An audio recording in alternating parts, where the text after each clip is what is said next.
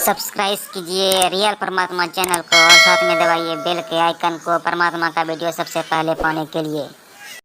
क्या शुभ नाम है जी आपका? मेरा नाम महेंद्र दास है। गांव धनाना, जिला सोनीपत, हरियाणा का रहने वाला हूं और मैं संत रामपाल जी का छोटा भाई हूं नाते में। संत रामपाल जी महाराज की शरण में आने से पहले आप कौन सी भक्ति करते थे? वैसे तो भक्ति की रुचि बचपन से ही थी, फिर महाराज जी का बचपन से ही साथ मिलने से हनुमान जी की भक्ति, भगवान शिव के व्रत रखना, शिवलिंग पे जल चढ़ाना, वह भगवान विष्णु जी को विशेष रूप से मानता था, भगवान श्री कृष्ण जी को, जो आम हिंदू लोग करते हैं वही भक्ति हम करते थे।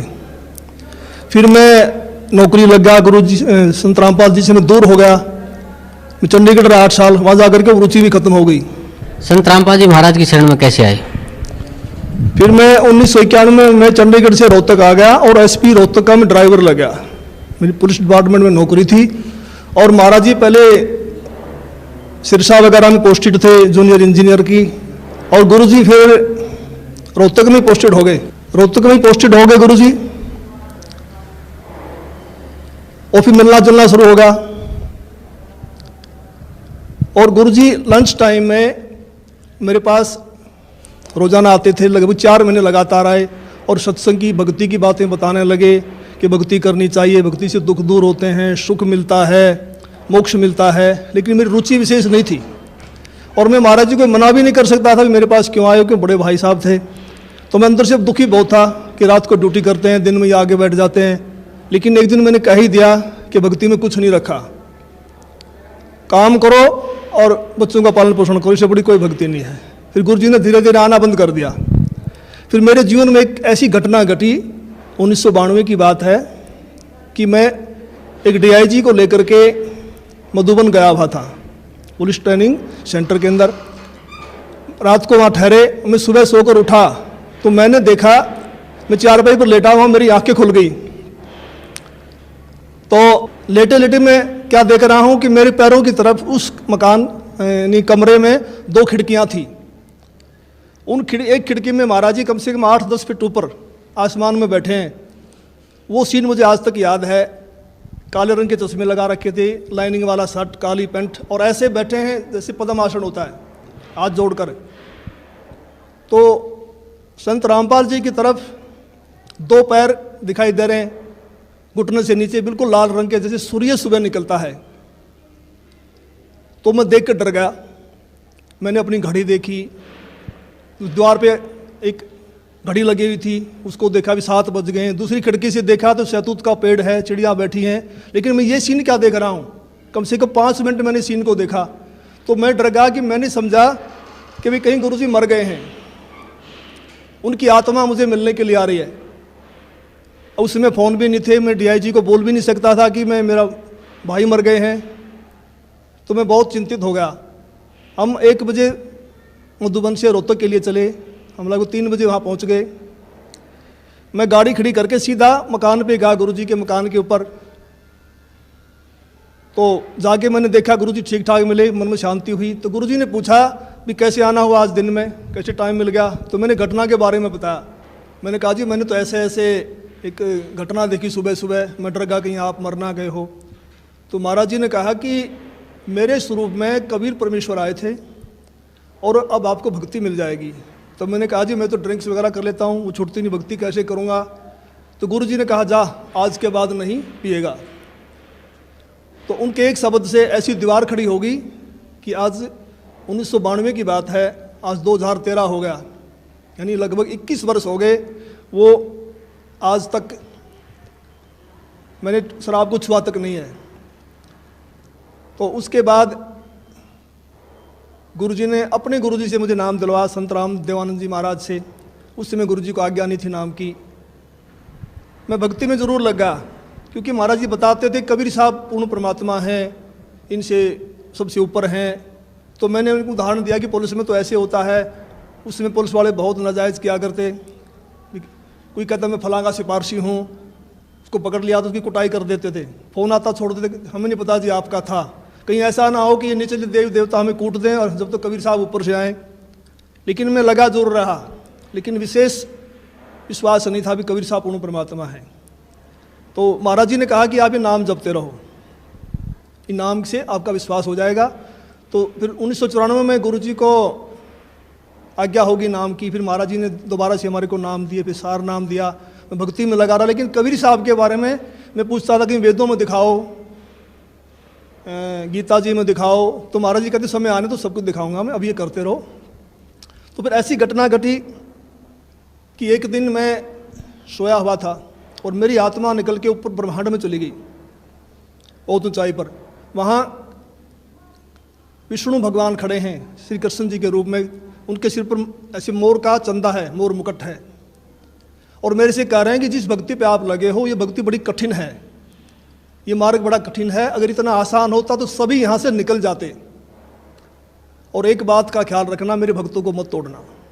जैसे मेरी आत्मा, मेरा सूक्ष्म शरीर मेरे शरीर में आया तो मेरी आँख खोली तो मेरा सारा शरीर पसीने से भीगा हुआ था, और मैं बिल्कुल सर्दी का महीना था, मैंने कपड़े चेंज किए पसीना पोंछकर, और मैं सुबह उठ करके अपनी ड्यूटी पे आया तो महाराज जी से मुलाकात हुई। मैंने महाराज जी को बताया कि ऐसे ऐसे घटना घटी रात को।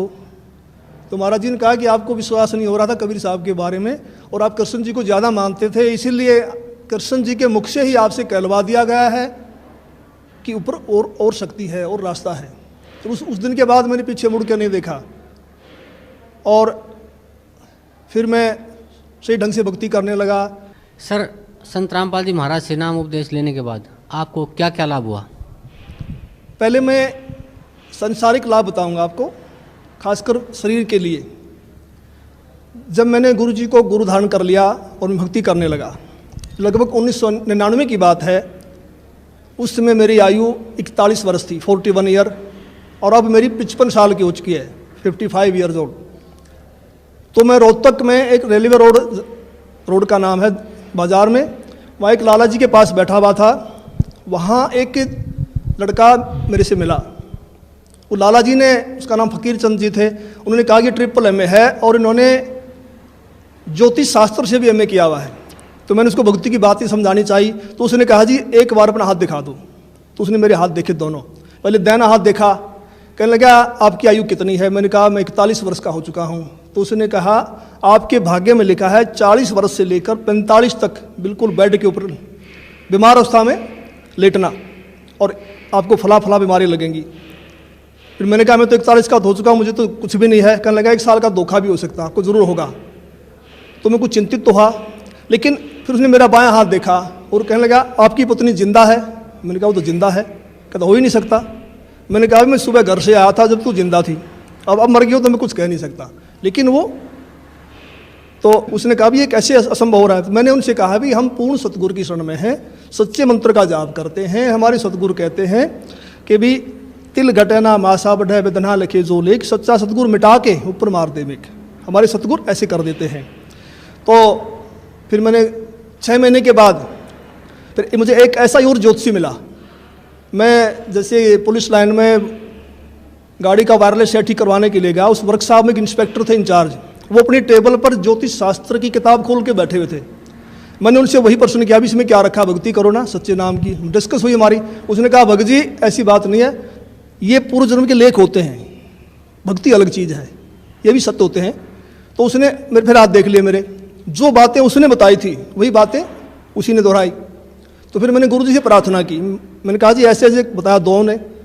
तो संत रामपाल जी कहने लगे कुछ नहीं होगा, परमात्मा लेखों को मिटा देता, भक्ति करो।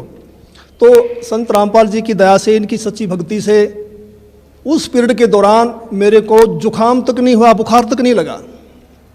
और आज मैं 55 वर्ष का हो चुका हूँ, मेरी पत्नी भी जिंदा है, और मेरी जो घरवाली थी उनका नाम राजबाला है, और वो भक्ति में विशेष रुचि नहीं रखती थी, वो किसी को भी नहीं मानती थी, बस अपने काम धंधा करती थी।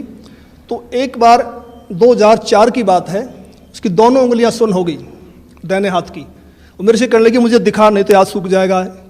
को पड़ोस के कह रहे थे एक हाथ सूख गया, ऐसे ही बीमारी लग गई थी। तो मैं रोहतक में रेडियो स्टेशन के पास गुप्ता जी हैं डॉक्टर हड्डियों के, उनके पास उनको लेके गया। उन्होंने बताया कि उसकी ये गर्दन के पास नसें होती हैं, नस दब गई है। तो उन्होंने एक्सरे लिया, दवाई दे दी, 2 महीने इलाज चलता रहा, कोई फ़र्क नहीं पड़ा। तो मैंने अंदर गुरु जी से प्रार्थना की, संत रामपाल जी से भक्ति करते समय कि गुरु जी अगर ये हाथ सूख गया तो बुढ़ापे में हम तो रोटी वगैरह भी रह जाएंगे, परेशान होगी, तो दया करो। तो जैसे मेरा ध्यान लगा हुआ था, श्रवण करते करते वैसे आंख बंद हो गई, तो मुझे गुरु जी खड़े दिखाई दिए और कहा कुछ नहीं होगा बेटा, ठीक हो जाएगी। तो मैं कुछ दिन के बाद ड्यूटी से छुट्टी लेकर घर गया। मैंने उससे पूछा भी आपकी उंगलियां ठीक होगी? उसने कहा वो तो ठीक होगी। मैंने कहा ये गुरु जी ने की है, मैंने प्रार्थना की थी। कह लगे नहीं मैं तो दवाई से ठीक हुई हूँ। तो मुझे बड़ी निराशा हुई। तो कुछ यानी 2005 में उसके दाहिने पैर में बहुत जोर का दर्द शुरू हो गया। मैं उसी डॉक्टर के पास फिर लेके गया, गुप्ता जी के पास। गुप्ता जी ने फिर एक्सरे किया, फिर कहा भी रीढ़ की हड्डी की नस दब गई है, इसलिए उससे पेन है। उसने दवाइयाँ दे दी 1 सप्ताह की। मैं दवाई दिलवा करके बरवाला में सत्संग चल रहा था गुरु जी का, उसमें आ गया। तो उसने फ़ोन करवाया चौथे दिन, कह लगी मुझे कोई आराम नहीं है और मैं तो मर रही हूँ, तो तू सत्संग में धक्के खाता फिर रहा है, क्या रखा है सत्संग में, आ करके मुझे दवाई दिलवा। तो मैं गुप्ता जी के पास गया, वहाँ उसका रिकॉर्ड लेकर के। गुप्ता जी ने कहा भी अब तो इसका ऑपरेशन होगा और कोई इलाज नहीं है। तो ऊपर से इलेक्शन थे हरियाणा में 2005 फरवरी में। तो मैंने कहा जी 1 सप्ताह इलेक्शन का, हमें छुट्टी नहीं मिलेगी, आप ऐसा कर दो, ऐसे इंजेक्शन लिख दो, कितने ही महंगे हैं, जो 10 दिन निकाल दें, फिर मैं ऑपरेशन करा लूँगा। तो उन्होंने इंजेक्शन लिख दिया। मैं दवाई लेकर के पुलिस लाइन में जाके अपने बॉक्स में रख दिए। सुबह ड्यूटी करके फिर जाऊँगा घर। तो मैं रात को 2 बजे उठा, तो मुझे बड़ी वही चिंता हो गई भी क्या होगा। तो बड़ी रो रही है, बड़ी तकलीफ है उसको। तो मैं भक्ति करके सुबह का नित्य नियम करके अपने सुमन करके मैं दोबारा सो गया। और सोते समय मैंने प्रार्थना की कि हे परमेश्वर, हे गुरुदेव, ठीक तो आप ही करते हो, अब की बार ठीक भी करो और ये एहसास करवाओ कि आपने ही किया है, करने वाले तो आप ही हो। तो मैं ड्यूटी करके शाम को 5 बजे घर गया। तो वो अपने काम धंधे में लगी हुई थी। मैंने उससे पूछा भी मैं तो 1000 रुपये की इंजेक्शन ले यार, तू ठीक है तो फ़ोन कर देती, इन दवाइयों को मैं वापस कर देता। तो उसने कहा मैं तो ठीक होगी। मैं कैसे हुई? कहने लगी मैं सारी रात रोती रही, 3 बज गए, मैं दीवार के ऐसे कमर लगा के रो रही थी। तो मुझे गुरुजी दिखाई दिए, मेरी आंख बंद हुई कुछ सेकंड के लिए। तो गुरुजी ने ऐसे हाथ किया, ठीक हो जाएगी बेटी, कोई बात नहीं। कहता उसी समय मेरा रोग बिल्कुल ख़त्म हो गया। तो फिर मैंने कहा आप तो भक्ति करेगी ना? कहने लगी हाँ अब करूँगी। तो आज तक उसको दर्द दोबारा नहीं हुआ है। और अनेक गुरुजी ने हमें सुख दिए। सबसे बड़ा तो मानसिक सुख होता है, मानसिक शांति, वो हमारे को संपूर्ण रूप से मिली हुई है। एक दिन संत रामपाल जी करनाल के अंदर एक भगत के घर गए हुए थे और सतगुरु जी ने 3.5 घंटे के लगभग सत्संग किया। जब चलने लगे तो एक औरत ने, जो काफ़ी बुजुर्ग थी, कोई 65 साल के करीब उनकी उम्र रही होगी, उन्होंने कहा कि जी मैं आपसे कुछ बात करना चाहती हूँ। तो गुरुजी ने कहा ठीक है पूछो। तो उसने कहा जी आपने जैसे सत्संग समाप्त किया तो आपके ऊपर से कमल के फूल पर बैठा हुआ सफ़ेद परमात्मा निकल के गया है, मानव सदर्श, और मैं कमल की पंखड़ी को बहुत दूर तक देखते रही ऐसे। तो संत रामपाल जी ने कहा फिर आपकी क्या सलाह है नाम लेने की? तो उसने कहा मैंने तो गुरु बनाया हुआ है राधा स्वामी व्यास से, और मैं तो मंदिरों में भी जाती हूँ, देवताओं की पूजा भी करती हूँ। तो महाराज जी ने कहा देखो उनके फूटे भाग, ये सच्चाई को देखकर भी नहीं मान रही हैं। तो फिर हम चल पड़े। उस समय गुरु जी के पास सुमो गाड़ी होती थी, हम दिल्ली साइड में जा रहे थे। मैंने महाराज जी से प्रश्न किया कि महाराज जी परमात्मा का भी अजीब खेल है, जो ढूंढ रहे हैं उनको दर्शन नहीं दे रहे, और जिनको दर्शन दे दिए, जो इनको प्रकट होके बता गए, वे इसको मान नहीं रहे। ये कि परमात्मा की क्या लीला है।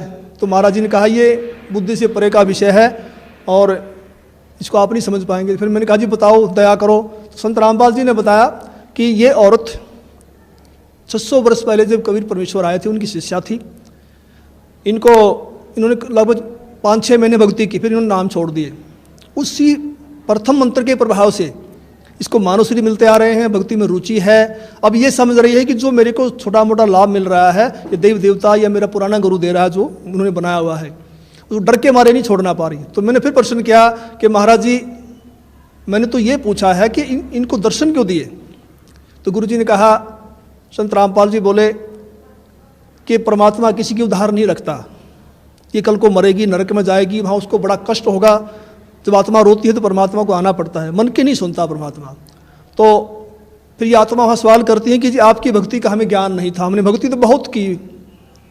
तो वहाँ परमात्मा ये सीनरी दिखाएंगे ये सारी फिल्म दिखाएंगे कि 3-3.5 घंटे मैंने सत्संग सुनाया, आप क्या भक्ति कर रहे हो, इसका क्या लाभ है, मेरी भक्ति क्या है, और जाते समय दर्शन दे दिए। तो परमात्मा ने अपने सिर से भार उतार दिया, पर ये आत्मा बोल नहीं पाएगी, चुप हो जाएगी।